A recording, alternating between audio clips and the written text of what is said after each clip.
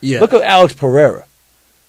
Alex Pereira, because of Adesanya, got to ride up. He didn't go against any wrestlers or anything. He got to ride up to get that fight with Adesanya, and then he made the most of it. Like, what's his record? 9-1 or 9-2? Yeah, something like that. He's going to go down as one of the greatest fighters ever. Like, he's a champ. Like, this is kind of crazy. Well, I guess he's not champ. He won in 2 different divisions. Yeah, but I just look at it like I respect that still. Like, I can respect that hustle and that grind. But then if someone else comes in, if you ask me which guy is greater, the guy who went through the gauntlet and beat those guys, I'm like, yo, that guy he's a badass, but this guy's the real badass. That's just the way I look at it. I'm not gonna say the other guy ain't a badass. Like, I always thought of it by title defenses. That's the way I always, in my head, who has the most title defenses? I thought title defense is the hardest thing to pull off. But then if you get to pick and choose your title defenses, and then it's like it changes the conversation But then we get salty because it's just not going to be. Yeah, no one wins. This game has turned into a business. Also, I could be salty. Bo Nickel is getting fights that work for him. Up and coming. Listen, I had a great wrestling background. I was undefeated coming up. I was an undefeated world champion. They were throwing whoever was a tough test at me all the time. There was no like, hey, let's build up this kid Weidman. We think he could be a world champion. Nobody was given that opportunity back in the day. Now it's a public traded company. In my mind, that's probably why things happen like this now. And it's smart business wise. If you have a guy who you think is a top prospect and you think he has a potential to have a big fan base, let's give him these setup fights to where he's going to grow with us. And then favorable matchups when it matters. Boom, let's get this kid the belt. Now we're going to have this country aligned with us. It makes sense. Now, inside of me, it's like, man, that's kind of bullshit. Like, but I'll be wasting my own time and hurting myself even thinking that way. So you just got to be like, I'm happy for these guys. Good for him. Yeah, I'm definitely happy for all these guys. I even say it every time. I hope all these fighters who come through the UFC make a shit ton of money because I know how hard it is and that struggle and that grind, working 2-3 jobs, trying to get to where you want to be, and hopefully it works out, and it doesn't work out for everybody. Yeah. And there's money for everybody, right? There's enough money to go around. And I was just listening to somebody recently. I don't know if it was a podcast or some Instagram meme or whatever it was, but it made sense. And it's kind of a poor man's way of thinking. I kind of grew up poor. You grew up poor. I think it's most fighters kind of. And you always look into like, all right, I got this over here. I don't want them. I don't want this dude over here taking what I have. So you kind of like try to take away from them and you try to build your thing. But the right way to be thinking is like, listen, there's enough money for everybody. The more Aljo's big, the more he brings the sport up, the more I could jump in. We're all making more money together. Yeah. That's like the way we should look at it. But the way we are, just I don't know if it's the way you grew up or the way it's just a human instinct to have that, like where you want to like bring other people down so it brings you up. And it's kind of like a hater mentality. It is a crab in a barrel mentality. Yeah. Like you don't need to do that. My only, I don't want to say pushback, but my only thing that I say is like when people will start talking about conversation of who the best is, or and I don't even consider myself in the sense of like, oh, I'm the greatest of all time at bantamweight. But I go like, if you look at my resume, compare who I fought compared to a lot of these other guys, I'm just like, if you're gonna have this conversation with me, just know I'm going to stick by my guns and I'm going to say how I feel. And I'm going to tell you straight like how it is. Yeah. And that's what I'm saying with the Cat Williams. I feel him on that. And that's why I was trying to convey that to my boys. I'm like, I just don't think he's really hating.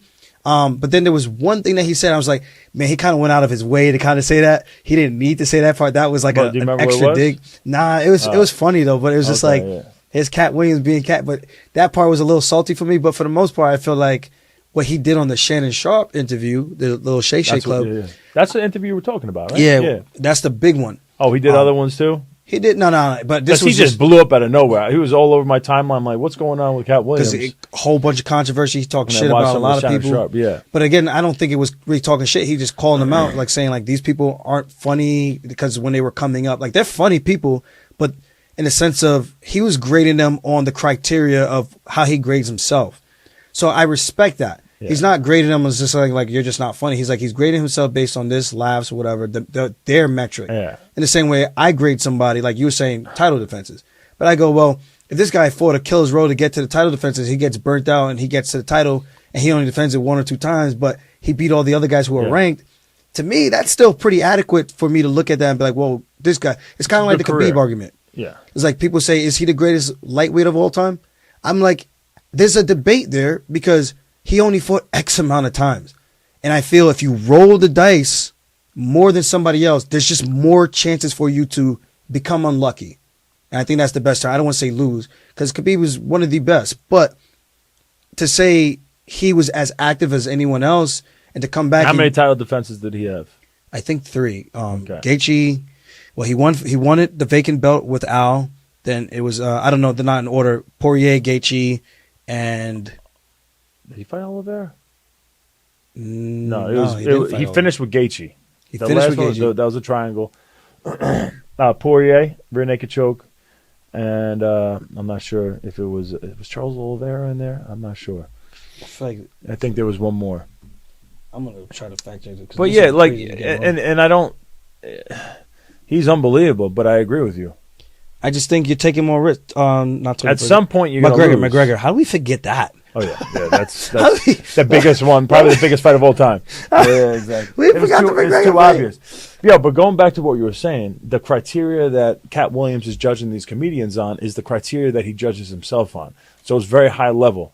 And I was actually talking to DC about this because we were talking about one of these up and comers. This is maybe Shafkat before he was fighting Wonderboy. I'm like, do you really think he was that good? Like with the Jeff Neal fight, he got hit a lot, man. Like, do you like? You're speaking my language. So I'm like, I don't know. I see the weaknesses. I'm like, because in my head, I'm like, is he going to be a champ? And is he going to be a champ that like is able to hold up in title defenses? And that's the way I kind of judge people. And in his credit, he's like, you can't like someone could be a killer and not become a champion. Yeah, like they can still. This up for you.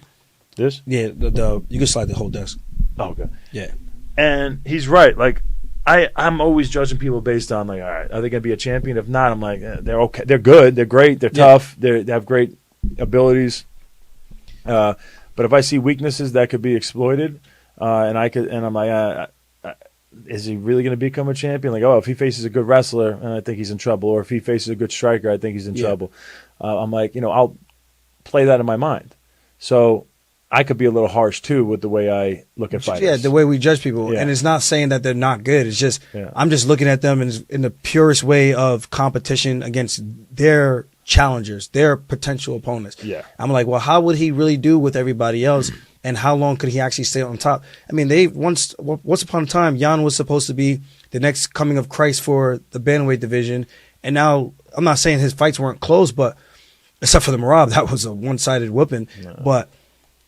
I even think mine was, split decision, whatever. I'm not even. I just think it was a dominant win, though.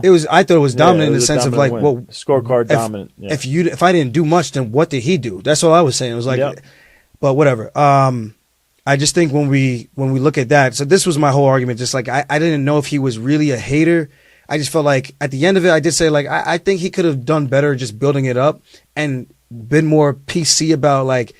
Listen, man, if you're going to call somebody one of the best, they need to have sold out shows. They need to have headline shows. They need to have done X amount of things for them to be in my category of one of the best. Mm-hmm. I think he could have went about it a little bit better, but he just went the Cat Williams route. And that's why we're talking about it. Yeah. Look, this is the whole beginning of the segment right now is because he wasn't PG about anything. Yeah. He was just, or PC about anything. He was just as real as it gets from his perspective, unapologetically. This is what he thinks. And that's what you want from people is just honesty.